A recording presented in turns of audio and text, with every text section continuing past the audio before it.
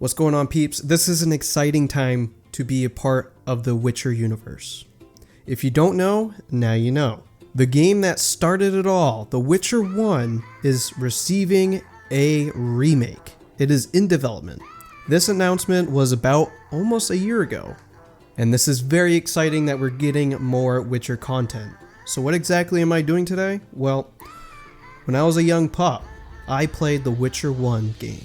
This game takes place after the story of the books, and I'm ashamed to say that I never finished it. But now that I have more knowledge of Witcher content, Witcher universe in general, I believe I can beat the game now. And not only that, I believe I can beat the game on the hardest difficulty. And if you ever find yourself wanting to do the same and beat the game before the remake is released, I'll provide you some tips. I'll show you some references to the books that I found during my playthrough.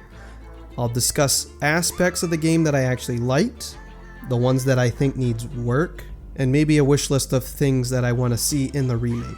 So without further ado, let's talk about The Witcher 1.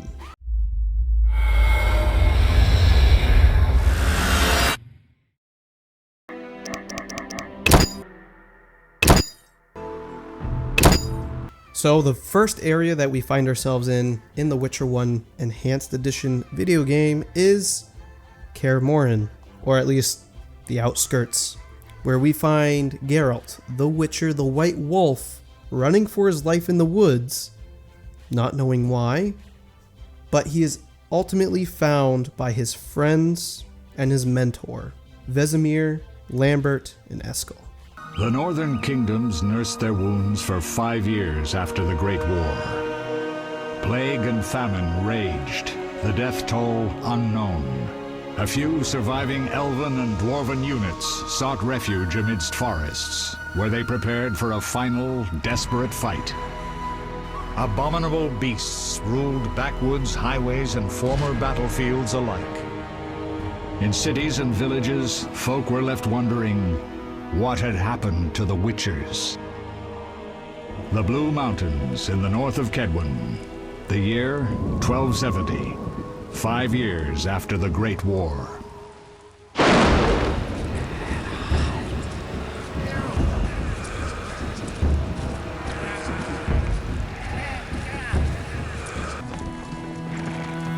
Where am I? Everything's all right. I've no idea where you've been. The important thing is you're alive and among friends, though you look like you just left your grave. Where they end up bringing Geralt to Kaer Morhen to recover. He seems very gravely injured, and he has no memory of where he was or any of his life before this point.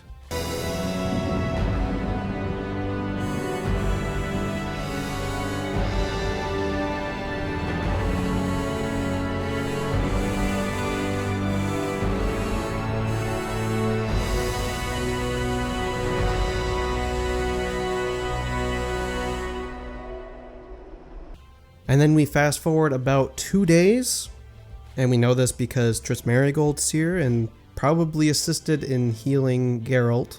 Barely 2 days have passed since they found you. I owe my recovery to you. Thank you, Triss. I didn't mention this, but we're covering the story first, and then I'll go over the combat and things that I liked. So guess who else is present in this area? The Professor! Your time nears its end, witches. Enjoy things while you can. So it seems like he has a devious plan to attack. And soon enough, yes, he does. He has a plan. Wait for the rest. He's alone. The Professor promised 50 orens for every freak we kill. He's mine!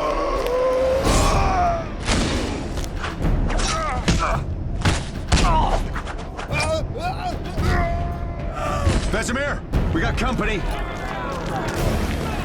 And who exactly is attacking Kaer Morhen right now? Well, we have the Professor. He also brings with him a mage called Savola, who has a Frightener under his control. Shit! What is that? A Frightener. One mean beast. Savola. I know him. A mage as ambitious as he is insane. And there's also an unknown sorcerer with them.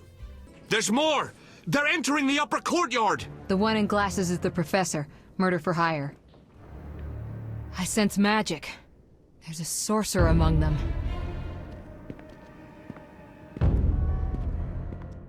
Professor, you know the way. Get to it. And we also find out that the professor is a rather wanted man for some nasty stuff. The professor is wanted in Redania, Temeria, and Kedwin. A real maggot. I don't recognize the sorcerer. Marigold, I'm interested in whether you can disarm Savola. The rest is witch's work. So what exactly is this crew wanting at Kaer Morhen? Well, we are told the mutagens that are in the lab. I mean the laboratory and you know it. Someone wants your famed mutagens. What exactly they plan on using these for, we don't know yet. Now, if you take a little detour and talk to Eskel and Lambert, you'll actually get a little bit more details on the professor himself, your past life, which is interesting. Let's take a look. Beware of the professor. I've heard he's a professional. Ended 17 lives. All right. Sorry. I know you fought bandits and mages before. Remember your potions. What did Vesemir mean about me and sorcerers? You killed a few in your time. Sorceresses are a separate matter. You have a weakness for them, and it's mutual. Marigold cried when she told us of your disappearance. She's not all bad, though too smart for her own good sometimes. We'll talk when things calm down. Drink your Thunderbolt potion and explore the keep. So then finally you enter the keep and you go down to the lab to find the professor and this unknown sorcerer scrounging through the lab. The energy you annexed from the Circle of Elements is enough to stop the witches? You trembled, yet you complained Savola would have them all, leaving none for you. Did the sight of a single witcher, White Wolf himself, instill fear? The aforementioned, considered dead I might add, is a known killer. I'll gladly challenge him. Leo, stand back. Come on, Professor. So instead of fighting, they block our way to them, and now the way is blocked. What do we have to do? We have to go learn the signs that the Witchers are so commonly known to use. The first one we find is Ard.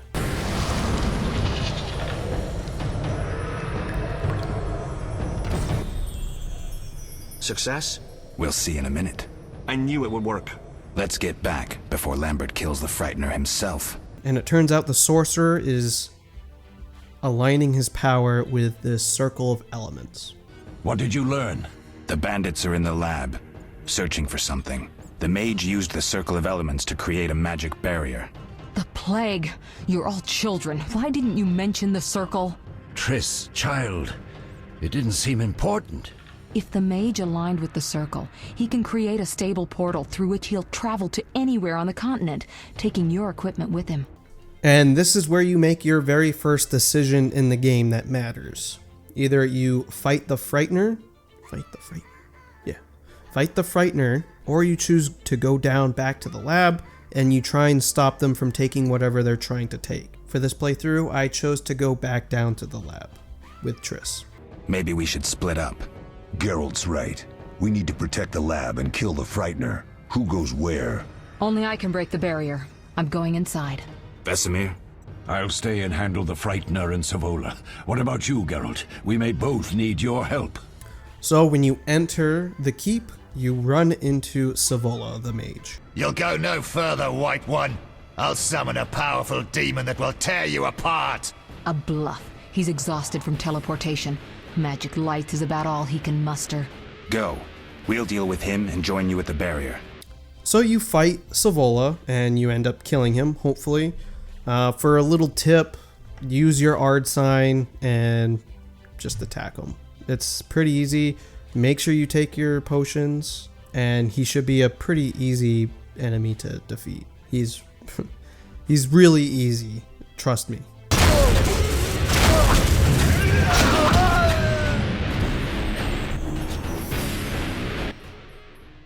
Are you hurt? Did he get you? Nah.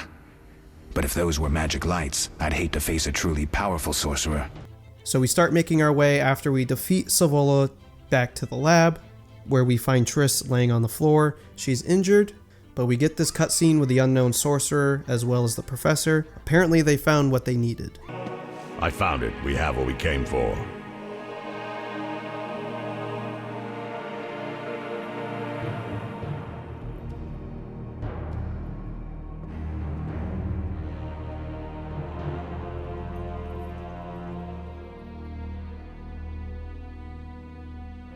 Professor, deal with those witches.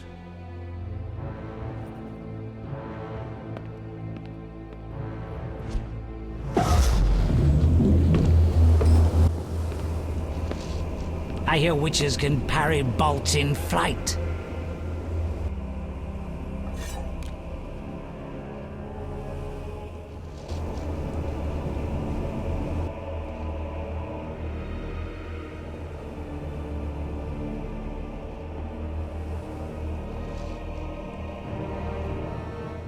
Let's see.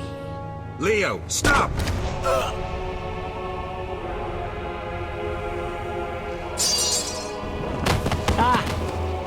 Another fairy tale.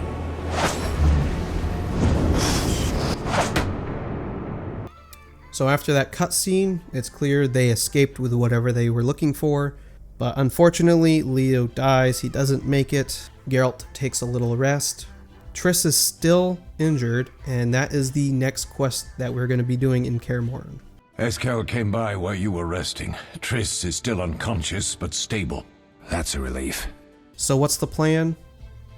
We're going to search for ingredients, produce a potion to help Triss recover. 2 of these items is upstairs, where on the way you will face lingering bandits. You have to kill them.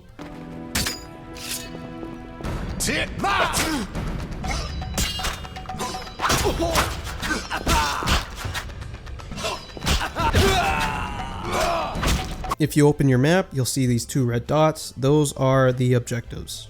So just go up to those chests, open it, and loot.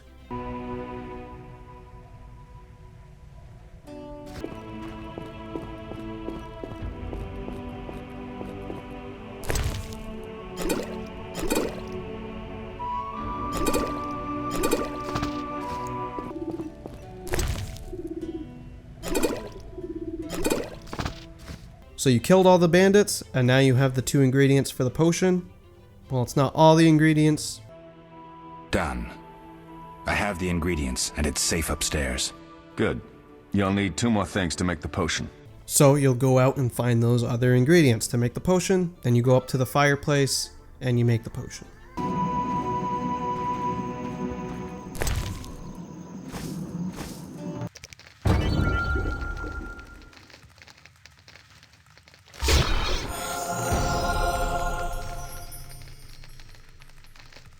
When you make potions, notice that the timer for the meditation will automatically increase. It just makes sense. It takes time. After meditating, the potion is made and you're going to have to bring it to Triss in her room. So that's what we're going to do.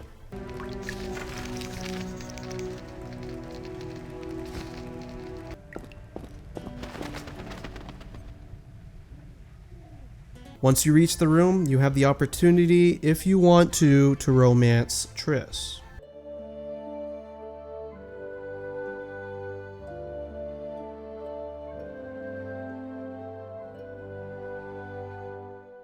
Before any of this, you do have the opportunity to talk to Vesemir about other Witcher schools and other Witchers. Are there other Witchers? There were 3 Witcher schools in all, but it's been long since I've heard word of the other 2. You've met all the Witchers I know of, except for Berengar. Did I know him? I don't believe so. An introvert, he chose his own path. And if you do, you learn about Berengar, another Witcher that you honestly haven't seen for a long time. You don't really know where he is. He actually becomes part of the story a little bit more later on. And something else that you can learn about is the previous attack on Kaer Morhen from a mob. You mentioned defending Kaer Morhen before. Yes. 15 Witchers once lived here, training boys for their trials. Only they knew the secrets of mutation. Witchers who set out on the path and failed to assimilate among humans wintered here. Before the battle, 23 witchers and 40 students called Kaer Morhen home.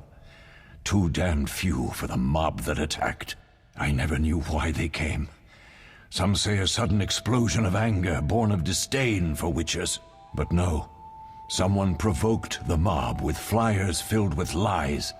Special agents read them to the peasants. Truer still, the fanatics could never have taken the fort without the aid of sorcerers, though they outnumbered us by far. They didn't even spare the youngest. I alone survived, concealed among the corpses. Walk around, Wolf. The skeletons remain. You may find a flyer, there used to be hundreds. Memorize it as a warning of the evil humans can perpetrate. And you can also find a little bit more about the Trial of the Grasses, if you so happen to care for that type of knowledge. Moving on. Tell me about the Trial of the Grasses. It's a 3-stage process. The first is the choice. Leo completed it, enduring the hard training and diet. I presume it's more than your basic lettuce and carrots. Special mushrooms, mosses, and herbs are grown in the lab. Combined with training, they accelerate muscle growth and digestion, improving the body's general condition. Does everyone pass the first stage? Unfortunately not. The liver and heart often fail, the mind sometimes too, resulting in excessive aggression. What's the second stage? The Trial of the Grasses. More idiotic tales have been conjured up about that than about princesses and dwarves. Before the raid, the lab contained vials, hearths, formulae, herbs, and the grasses. A mage and his magic were all that was lacking. Did you ever witness a trial? Just one, our own. I thought I was going to lose it when your hair turned white. The grasses affect the nervous system, so magic must control the process. The trial results in lightning-fast reflexes, reaction times normal people will never attain. Only 4 out of 10 survive. Quite a cut. And the last stage? I don't know the specifics. It involves changes like the mutation of the eyes, the bone marrow, hormones. In exchange, we see in the dark, heal much faster than ordinary folk, and gain increased resistance to poison. Interesting. What's the cost? We're infertile. The changes are irreversible? Entirely. So with that being said, you gave the potion to Triss. She's better. She's feeling better. You can talk to her, and you can actually find some fun information about the books. Know anything more about the sorcerer who ransacked the lab? He's very powerful. He completely controlled the energy he drew from the circle. We may soon be facing another Vilgefortz. We may be facing another Vilgefortz. If you know the books, well, even the show, it has Vilgefortz in it. He's a very powerful sorcerer, and I don't want to spoil the books, so I'll leave it there. So that's fun. That's a great reference to the book. I love introducing that material. I loved it. It's good. Good stuff. More to come.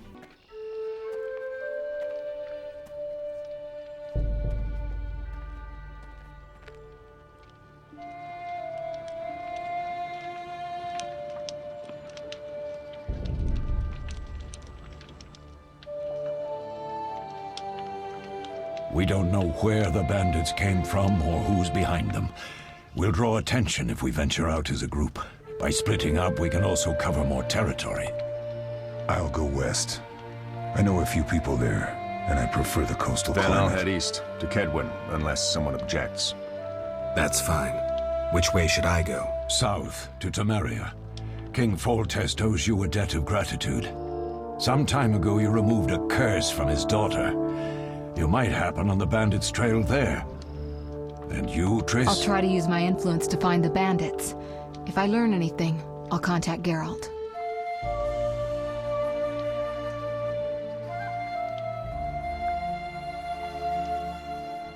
So we end up having a funeral for Leo before we end up splitting up and going in separate directions to find the salamanders. The unknown sorcerer, as well as the professor, and the object that they took. And we find out where everyone is going. Geralt, turns out he's going back to Temeria, Vizima specifically. And we get a little bit of reference back to the books where he lifted a curse of a princess. If you don't know the story, it's the Striga. It was portrayed in the show, and I made an episode comparing the book to the show. So check that out. So that is the very first, I want to say chapter, the introduction to The Witcher 1. Next chapter will be the outskirts of Vizima, but for now we're going into the combat for this very introduction to the game. So for the introduction to combat, I kind of liked it. You're thrown right into the fray, right into heated combat. It's pretty easy, and I think it does pretty well teaching you the ropes.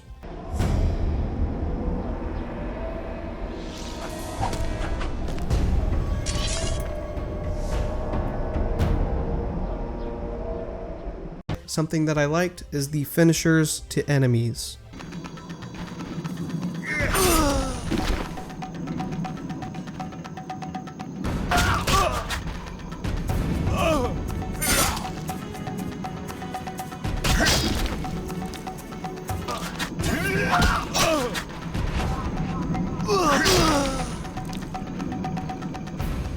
As you can see, they're pretty fun, but they do come with their own bugs. Occasionally, when you do a finisher like this, enemies can still attack you. So you'll be stun locked, going through the animation, and you'll just be getting absolutely fucked. So that is an interaction that I didn't enjoy, and a lot of my build was around that. I built up Ard so I could have finishers, but it ended up that I was just being attacked while I was performing a finisher. And it was kind of annoying. I hope they fix that, or at least make the finishers quicker. But I think they look cool, and I like them. I like finishers. So I think it did well on teaching you what to do. The combat itself isn't that great. So the combat relies on timed clicks in order to perform more effective moves, right? And each enemy requires a different stance. So there's 3 stances: power, speed, and group. Enemies are pretty clear on what they are. Bigger guys are going to need strength and power. Smaller, agile people are going to need the speed. And if there's a lot of people around you, you'll usually go with a group attack style. Now, I'm not the biggest fan of the timed strikes. I hope that kind of gets altered a little bit for the remake. So here's an example of me fighting a strong opponent using the strong style. So as you can see, if you don't click at the right moment, it'll stun you and it won't let you combo anymore. And then you have to start all the way over. So when you want to click is when you see the blade orange streak. That's when you want to click. If you click in that zone of time, you'll be able to perform the next combo. There's obviously a maximum set of combos. Now what happens if you use the wrong attack style for an enemy? You get this.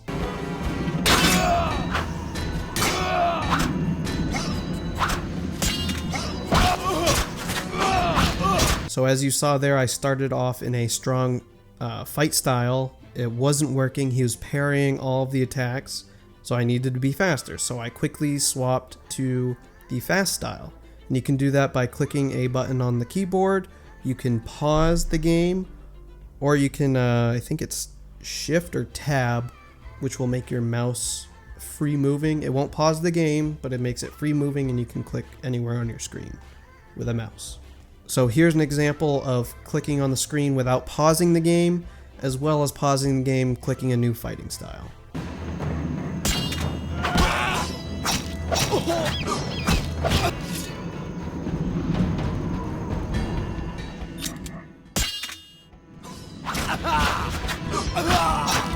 So as you can see, 3 different options on selecting fighting styles and having a more dynamic fight in general. Because You'll get a mix of strong opponents and fast opponents, and I think it's a pretty nice, diverse way to kind of change how combat occurs. I think it's pretty neat. I kind of like this idea.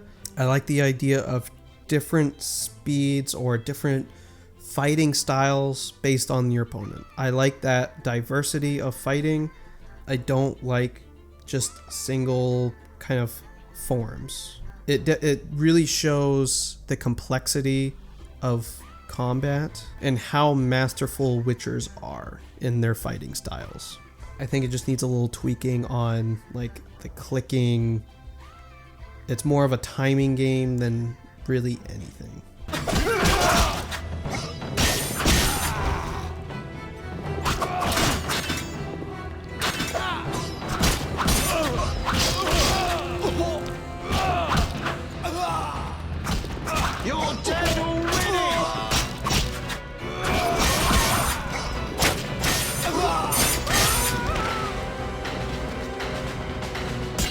So as you could see, I was fighting a group of people, so I was in group style, fighting style. I was in the group fighting style. There we go. And what did you see? You saw me doing some pirouettes. I wasn't very good at them. I do get a lot better at pirouettes, but I think that's really cool. I like that aspect because in the books, we hear or we read a lot about him doing pirouettes. Do I wish they were a little bit more effective? Yes. You don't really gain much distance except the one where you go over. So if there's an enemy right in front of you, you press the W key twice and you perform a pirouette over him. Not really a pirouette, but that is like the only way that I found to get distance. It's either that or S. The left and right pirouettes, they really don't do much. Enemies will tend to circle around you. So if they're all in front of you, they circle around, and if you go over him, you get a lot of distance, especially from the people in the back. Maybe some like sort of blocking mechanic. I really like the timed blocking mechanic, like from Batman Arkham games. I think that's a lot of fun. And you could even do it in The Witcher 3. And last note, when you do take potions, you can see how much time you have left on the effects of that potion in the top left, as you can see right here.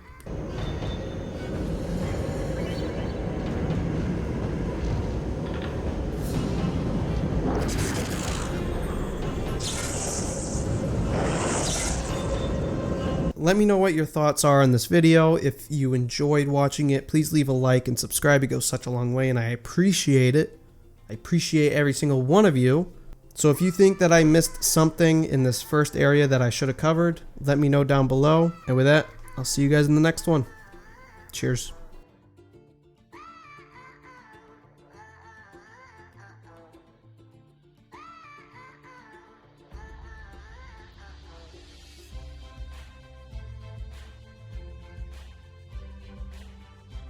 Now, I am not a big influencer. I'm not a big presence on YouTube. So for this to ever reach the ears of someone who has the ability to affect the game is tiny. The probability is so small, I can't even fathom how small it is. What is this?